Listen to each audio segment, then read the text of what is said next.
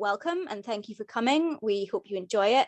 My name's Gemma Wild. I'm one of the Heritage Outreach Managers at GCHT, and my colleague Rachel is here today as well, who I job share with.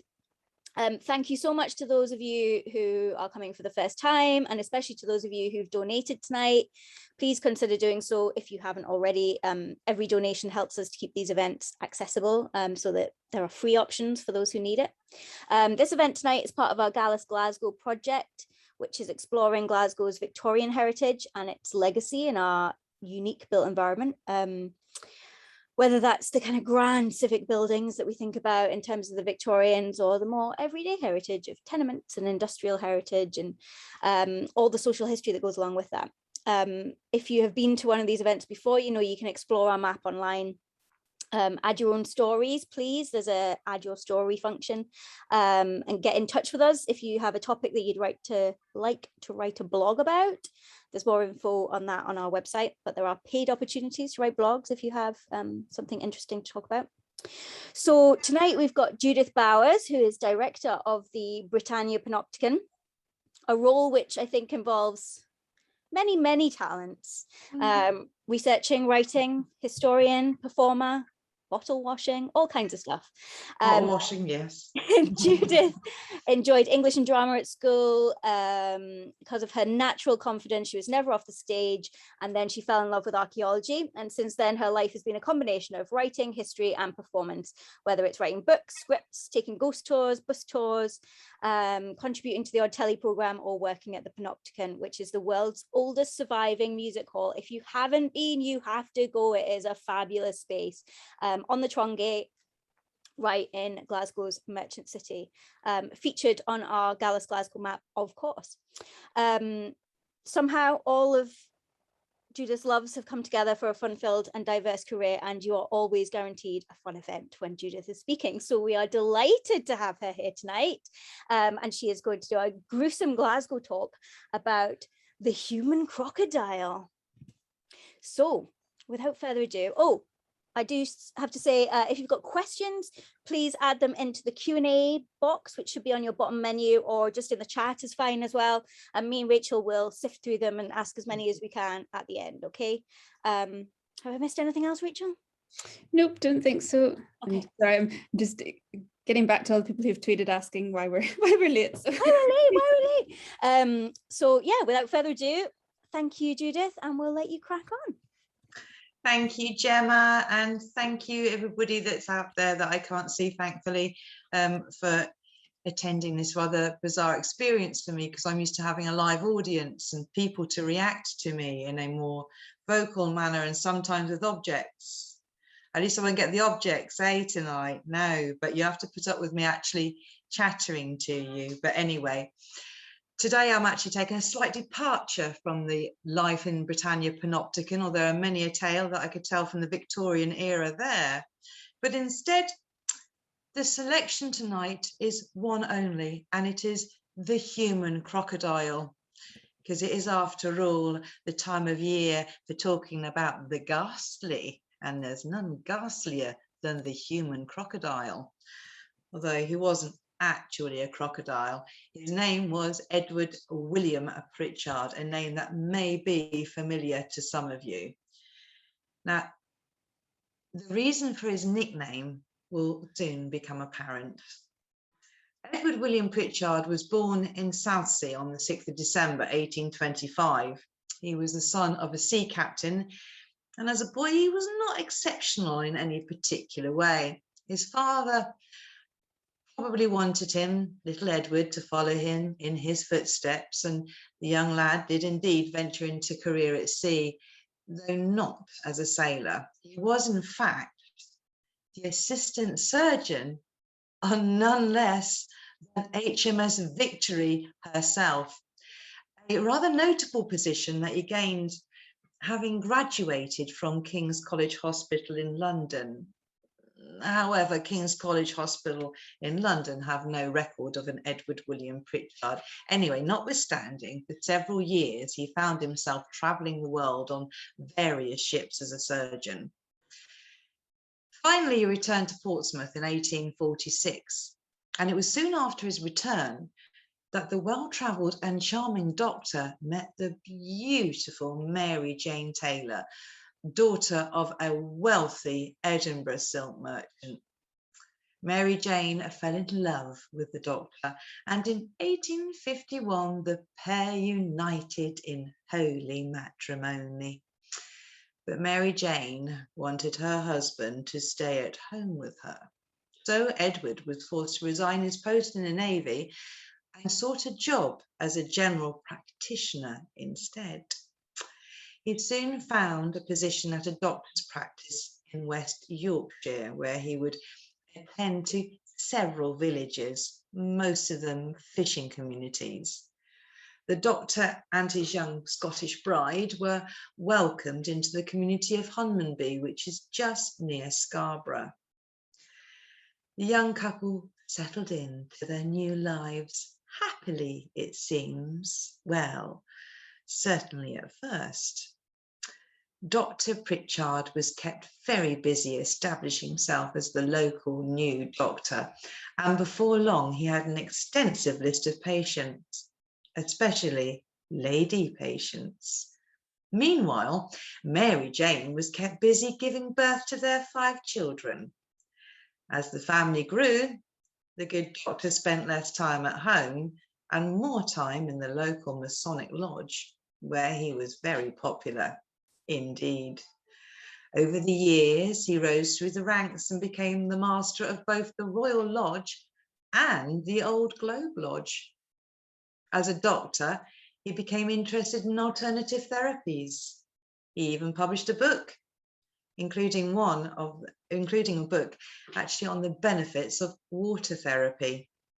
It seemed his star was rising, but as he became more successful, the charismatic man also became more deluded. He had to be the center of attention at all times. He had to be the best. He had to be the most popular. And if the truth wasn't enough, he would make bold boasts which were obviously untrue. By 1860, Dr. Pritchard was becoming notorious for all the wrong reasons, and life as a country doctor was starting to lose its luster. His vanity had caused him to overspend on fine clothes and manicuring, and his debts with local merchants had mounted up. His medical practice still attracted new patients, especially barren women, with which Pritchard had quite considerable success. There were many children who could thank the good doctor for their existence, and more than a few husbands who were becoming suspicious of his methods. Yes, it was finally and definitely time to move, perhaps to somewhere a bit more cosmopolitan, where there were more opportunities for themselves and their young family to prosper, or at least that was perhaps their excuse on the surface. For a while, they moved in with Mary Jane's parents in Edinburgh until Dr. Pritchard found lodgings in Glasgow, at 11 Berkeley Street, in fact. The house was more than large enough for the family of 7, and even had a room in the attic for the 2 young maids they employed to keep the house clean and tidy. The 2 pretty young maids, that is. And life went on happily for a couple of years, until a fateful day, May the 6th, 1863, when there was a terrible tragedy. Something in the attic, a spilt candle or errant spark from the fire, caused a fatal blaze. The victim was one of the maids, Elizabeth McGurn. She had been on her own in the attic rooms when the fire broke out. Her black, charred body was found on her bed as if she had been quite asleep. Dr. Pritchard himself had been the only other person in the house at the time. His wife and children were visiting relatives, and the other maid had gone with them. Police arrived after seeing flames spewing from the roof. Pritchard had been in his bed and unaware that he was in imminent danger. He rushed up the stairs to save the maid, but the flames had become too intense. The fire in Berkeley Street and the death of the maid made a small headline in the papers, and Dr. Pritchard and his family found themselves homeless. But fortunately, only temporarily, as a new home was not far away, literally on Royal Crescent. But it was far too expensive. So a few months later, they moved closer to the city centre, to 131 Sauchiehall Street. Here, he hoped to have a larger practice and attract the respect of the Glasgow medical fraternity. He had tried hard to get in with the medical elite of Glasgow since he moved there, but it seems that Glasgow medical men were not quite as gullible as those in Scarborough. His knowledge and interest in alternative therapies failed to bring him the acclaim he wanted in Glasgow, so he invented tales to impress instead. He told everyone that his brother was the Governor General of Ceylon and was a great friend of General Garibaldi, who of course was a great hero of the day. He even carried a stick, which he claimed was a gift from Garibaldi and bore the inscription, "Presented by General Garibaldi to Edward William Pritchard." His patient list was dominated by women, just like in Yorkshire. And just like in his previous practice, his success with barren women was remarkable. The husbands didn't even have to attend their wives for their wives to miraculously fall pregnant. His reputation as a doctor, as a result, was in decline. It was obvious what the doctor was up to, while his notoriety as the vainest man in Glasgow was ascending. Although he was not the most attractive of men, he was tall but stooped, and his thinning hair was barely concealed beneath an oiled down comb over. And he compensated for the lack of hair on his pate with a great beard, which he kept perfectly manicured and perfumed. He believed himself to be a great lover, and a handsome man at that, and was frequently seen promenading up and down Sauchiehall Street, handing photographs of himself to any attractive lady that caught his eye. His brazen behaviour caused much whispering behind Mary Jane's back, but she always maintained a gracious and happy countenance.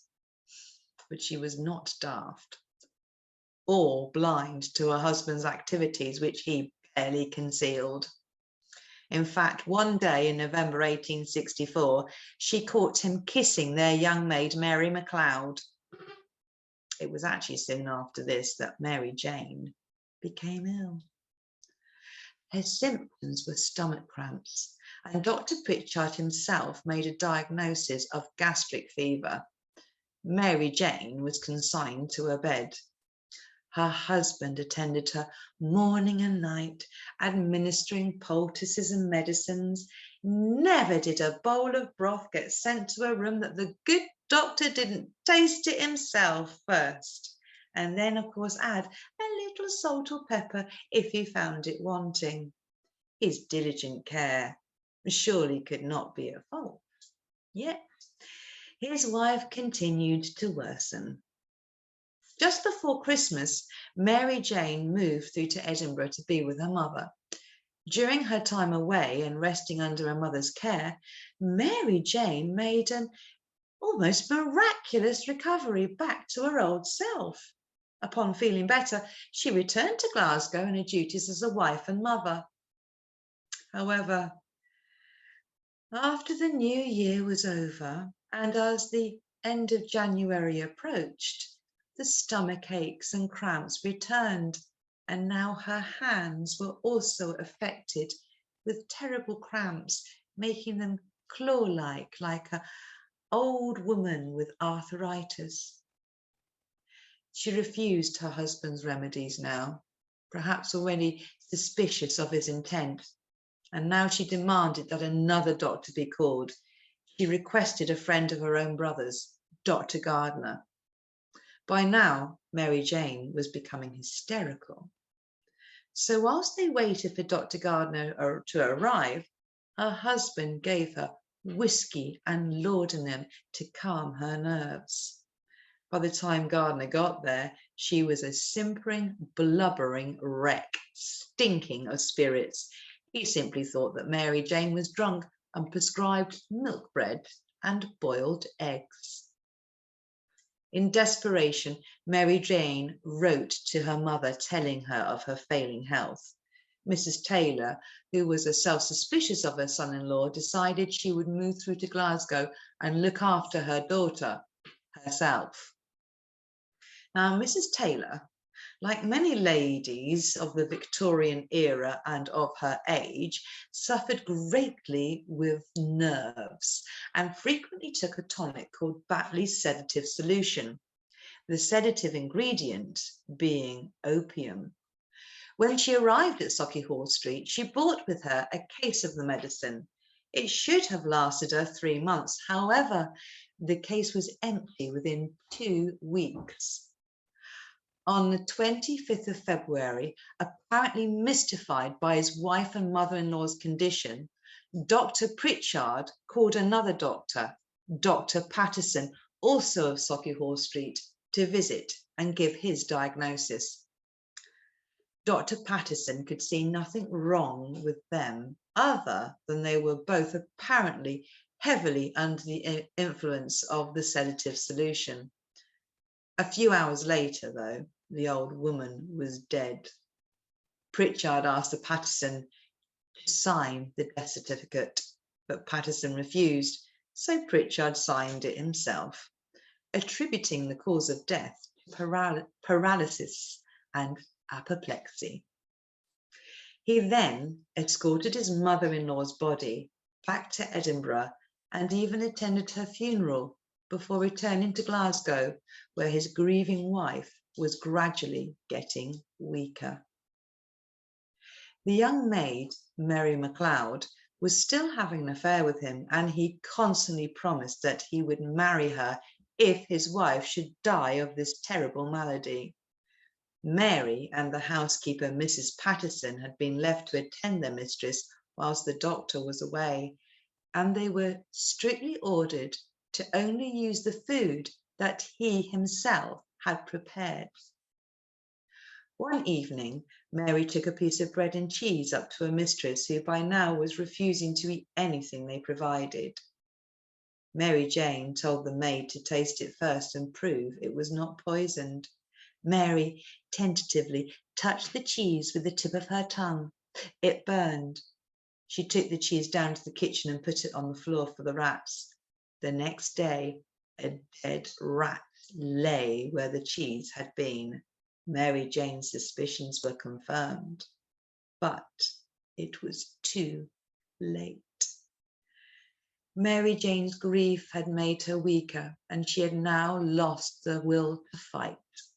Finally, after months of pain and suffering, on the 18th of March, 1865, Mary Jane died. The housekeeper, Mrs. Patterson, had been taking a mustard poultice up to her mistress when she discovered her dead. She called out in her distress. The doctor ran into his wife's room. "Is she dead, Patterson?" he asked. The housekeeper, who probably suspected the true reason for her mistress's demise, replied, "Why, doctor, you should know better than I." He checked his wife's pulse and confirmed that she was indeed dead. Then he locked himself away in his study while he wrote out the death certificate, asserting the cause of death as gastric fever. He then pulled out a piece of paper and wrote a letter to his bank manager, clearing his overdraft. You see, when Mrs. Taylor had died, she left over £1,000 to her daughter. And now that Mary Jane had died, Pritchard was, of course, the next to inherit. With this done, he began arrangements to have his wife's body transferred to Edinburgh, where she would be buried next to her mother in the Taylor family plot. Now, a maid was dead, burnt in a fire. His mother-in-law had passed away, and now, less than a month later, his wife, yet still there was no suspicion cast upon Dr. Edward William Pritchard. Well, not by the authorities anyway. The poor grieving doctor had thrown himself on his wife's coffin when it was being wheeled through Queen Street Station on the way to Edinburgh. With the tears coursing down his face, he demanded that his darling Mary Jane's coffin be opened then and there, so he might once more kiss his precious wife's dead lips. He caused quite a scene as he sobbed bitterly in his grief. Nothing but wretched loss and heartbreak could surely reduce a man to such a pitiful display of emotion. Perhaps he thought he'd got away with it by doing these outrageous displays. However, he had not. Dr. Patterson, who had attended to both his wife and mother-in-law, had read the obituaries and was sure that his own previous diagnosis had been wrong and that both women had indeed been poisoned. On his testimony, the two bodies were exhumed. They were then examined, and lethal amounts of aconite and antimony were found in Mary Jane's stomach and other organs, indicating slow, painful poisoning. The poisons were also found in the old woman. It was further discovered that the doctor had bought considerable amounts of both poisons and was arrested for not just the murder of his wife, but his mother-in-law as well. Now, these murders shocked Scotland. This was no villain from the low part of town. This was a respectable doctor. Suddenly, he was a household name. Children even sang songs about him. Doctor, doctor, how's your wife? Very well, upon my life. Can she eat a piece of pie? Yes, she can, as well as I. Well, his popularity had finally become his dream. Yes, he was the most famous man in the city of Glasgow, if not the whole of Scotland, maybe even the whole of the UK. He was so famous, it was obvious that he couldn't be tried in Glasgow, so he was taken through to Edinburgh to face justice at the hands of the infamous Lord Ingalls. During the trial, he constantly maintained his innocence. He cried and grieved for his wife throughout the proceedings, and even accused Mary MacLeod, the teenage maid he had seduced, of poisoning his wife. He then called his own children as witnesses to the love he had for his wife, but no matter how much he pleaded, the evidence against him was overwhelming, and he was found guilty.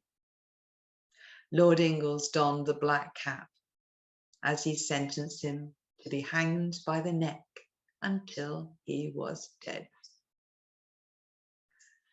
On the days leading up to his execution, he found God, of course, and made several confessions. In some, he continued to implicate the young maid, but on the eve of his death, he finally took sole responsibility for the murders, exonerating Mary MacLeod.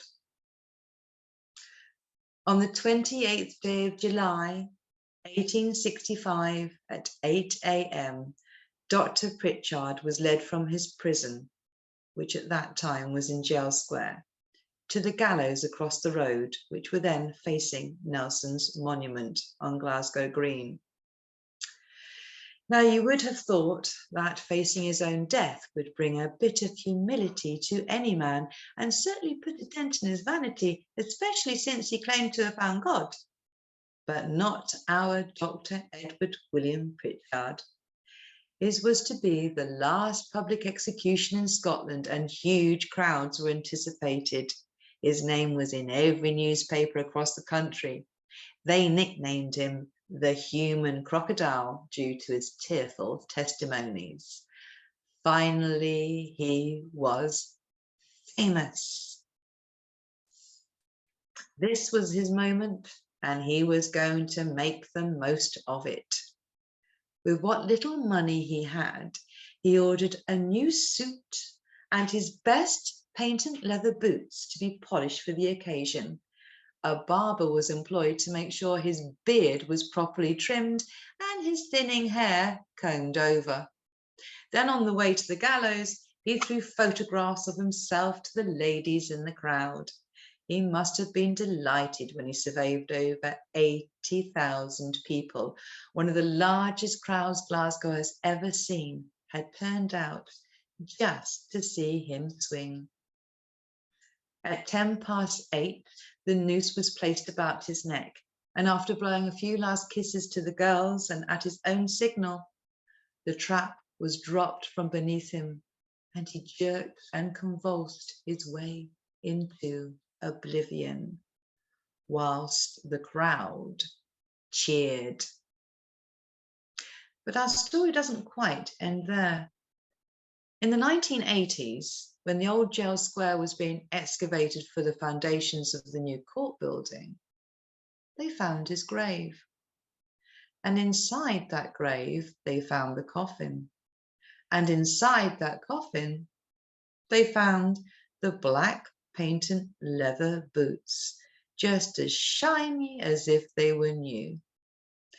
So a local workman sold them in the local pub for £10, quite pricey in the 1980s, I think you'd agree. And then somebody sold Pritchard's skull for £50 twice. And so that is the tale of the human crocodile, a part of Glasgow's glorious square mile of murder. The end.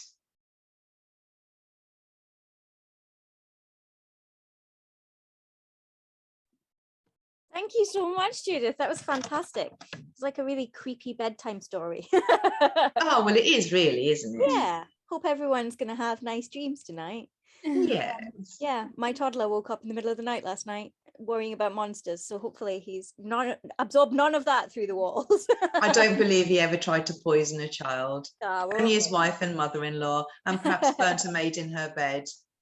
At least one maid. That was absolutely brilliant. Thank you so much. Has anybody got any questions? I don't think I've seen any in the someone called Lil Brooks is saying hello to you, Judith. Hi, Lil. How are you, darling? Has Oh, anyone and got Sharon. Thank you. clap, clap, clap? Thank you. Very interesting. If you I love a story read aloud. Well done. I know. yeah, I know. It's really nice, Thank isn't you. it? Nice to have something a bit different. It's quite a different format for us, but it's really nice. Yeah. Yeah, I had to read it tonight, I'm afraid, because no audience. I've got nobody to respond to. I know it's tricky, isn't it? Especially for something like that that's sort of, you know, very performance based. It's It is. weird. Ahead is not good. It's not as much fun, I'm going to be honest. No. It's a good thing I didn't do The Tale of the Two Jessies. That involves a meat cleaver and lots of blood. I always remember, Judith, before I worked at GCHT, I came to one of GCHT's events. It might have been at the Panopticon, actually. I can't remember where it was. And it was a debate about whether the South Side was becoming the new West End or something like that. Oh, I remember that one. And you led us all in a sing-song, which was absolutely fantastic. Everyone sort of how loosened unusual. up slowly through this song. It was absolutely brilliant. Someone's saying there's a Wikipedia article on The Good Doctor here. There's a link there if anybody wants to read about it.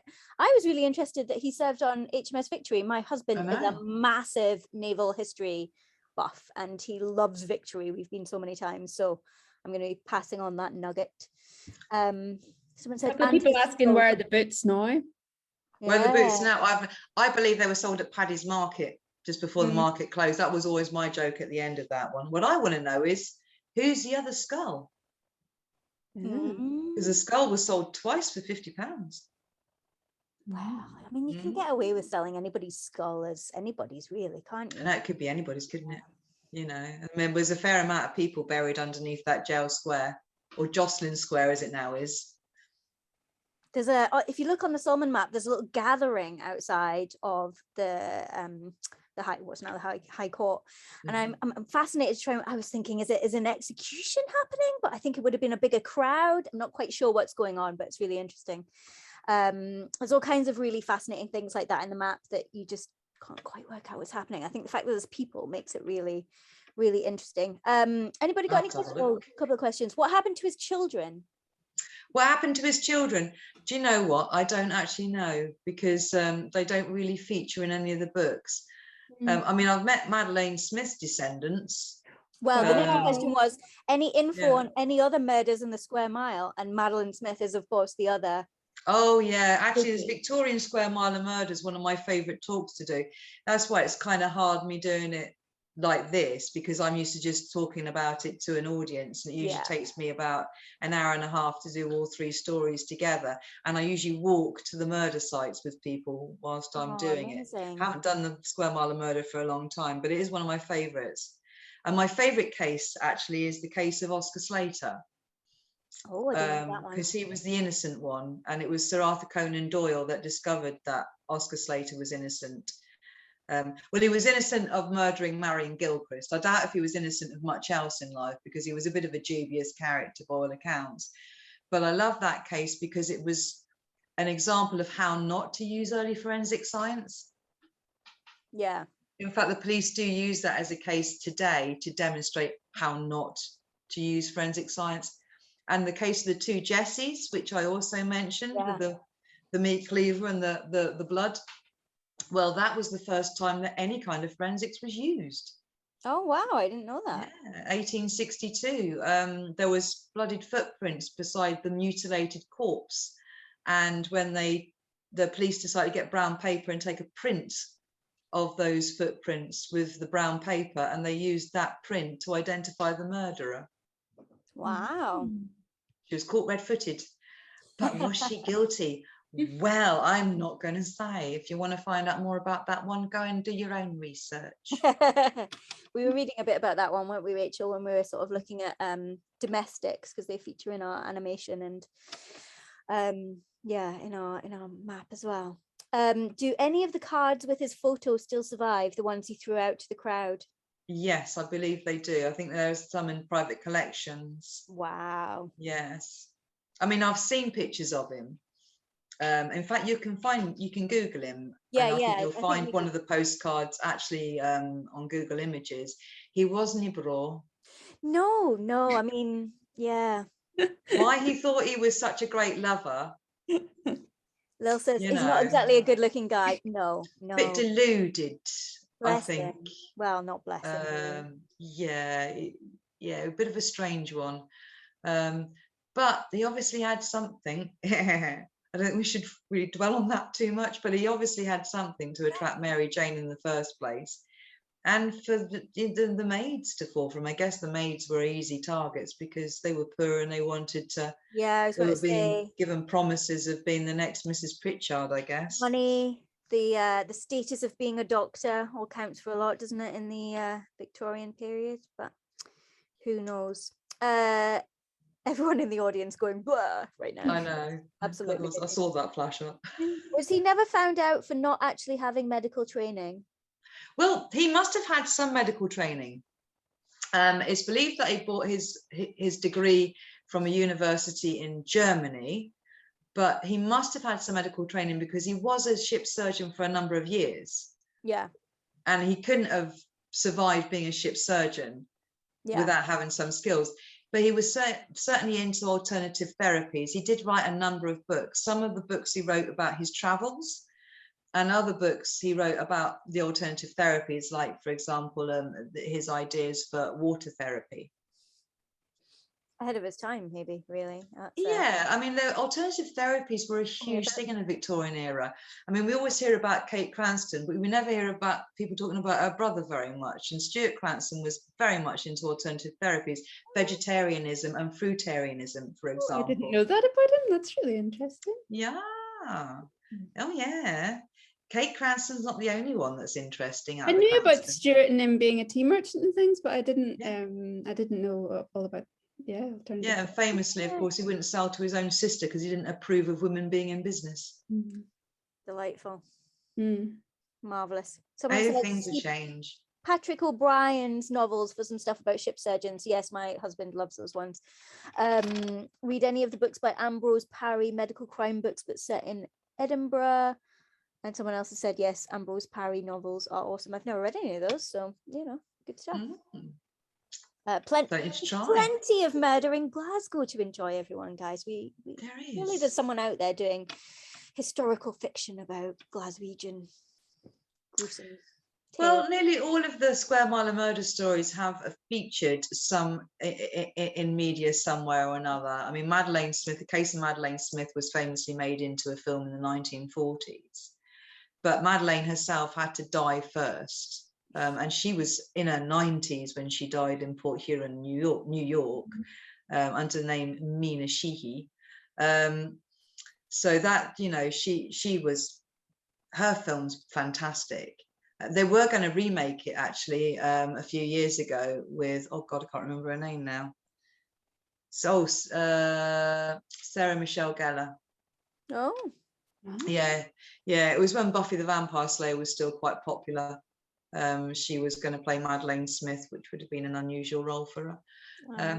The case of Oscar Slater has been made into films and books and things, I think, a couple of times, or the inspiration for them, probably because of Arthur Conan Doyle's connection, because he himself wrote his own pamphlet called The Case of Oscar Slater, which you can look up in the Mitchell Library. It's quite a fascinating read. He absolutely hated Oscar Slater. He thought it was a disgusting character. Sleazy and low, I think he described him as. Lovely. And the case of the two Jessies, I don't think that's ever been made into a film, but I know it has featured as a sort of docudrama years ago. It features a docudrama. It's all out there, guys. It's all out there. It is. Yeah. It is. Any final questions? Nope. We answered them all. I think that was brilliantly set us up for a spooky Halloween season. I'm sure Judith will be very busy next week doing Halloweeny things. I sure am, honey. Yeah. We've got Nosferatu with a live band and all sorts going on at Panopticon. Wow. Yeah. Check When it we've got out. our witch market on Saturday. Not this Saturday, next Saturday. Next Saturday. Yeah, the 30th. And can anyone just turn up? Do we need to book tickets? No, you don't need to book tickets for that. And it's an opportunity to see the Old Panopticon for free of charge, because we've started charging admission now. It's £2 for adults, £1 for children, just to help pay the bills, because we're super poor at the moment, as everybody is, I think. Yeah, if you haven't been to the Panopticon, do take the opportunity. Go. It is an amazing space and has an amazing history, which I'm sure someone there will be delighted to tell you about. Oh yes, it's all about freaks and all sorts of horrible things in the attic and in the basement, zoos and distorting mirrors, not just music hall and cinema. It's a big story, the Britannia Panopticon. It's got it all going on. It's got it all going on. Our next talk is, let me just find this, hang on. We've got The Tree, the Bird, the Fish, the Bell, and the Photographer, Thomas Annan's Glasgow, which is Anne Lydon from the, where's she from, Rachel? The National Galleries of Scotland. National Galleries of Scotland, yeah, she's the photography curator there. So she's going to tell us all about Thomas Annan's photos, which of course are like almost contemporary with the Solomon map. So they're really interesting as a record of Glasgow in that sort of, just as Glasgow's starting to make all those huge big Victorian improvements, and there are some interesting twists to that story which I didn't know before, which she's going to talk about. Things that we think we know about Thomas Annan's famous photos of the high street closes that maybe aren't quite as they seem. And then on the 28th of October, so coming up before that, we've got our online podcast launch. So if you didn't already know, GCHT is launching a podcast. Our wonderful Neil Murphy, who, if you know him and love him like we do, is an absolute encyclopedia of Glasgow's heritage and built environment, is our host. So we are making Neil interview people and learn something himself. So he's got some fantastic guests. And at that event, we're going to be launching the first 2 episodes, which you can get in all the places you get your podcasts. And you'll be able to have a chat with Neil and with Sylvia, and you'll get some sneak peeks at some of the content as well. So that is free to attend. I think the QR codes are there if you want to book them, and you can find them both on our website. I think that's it. Obviously, we've got more events coming up for Gallus Glasgow, which all go on our website or on our social media, or you can join our mailing list online to get everything direct to your inbox. I think it's just been a fantastic night. Really nice to have a bit of a change and a bit of a change of pace. So thank you very much, Judith. That's been brilliant. Really, Thank really you for enjoyed that. inviting me, Gemma. And I hope everybody else has too. All the comments look fantastic. That was superb. Someone talking about the Panopticon tote bag. Can't go wrong with a good tote bag, can you? Someone saying, I really value these webinars. Thanks so much to everyone involved. Off to bed to have a nightmare about the crocodile. You're welcome. You're welcome, everyone. Have nice Absolutely. dreams. And we'll see you all next time. Thanks very much. Bye. Bye.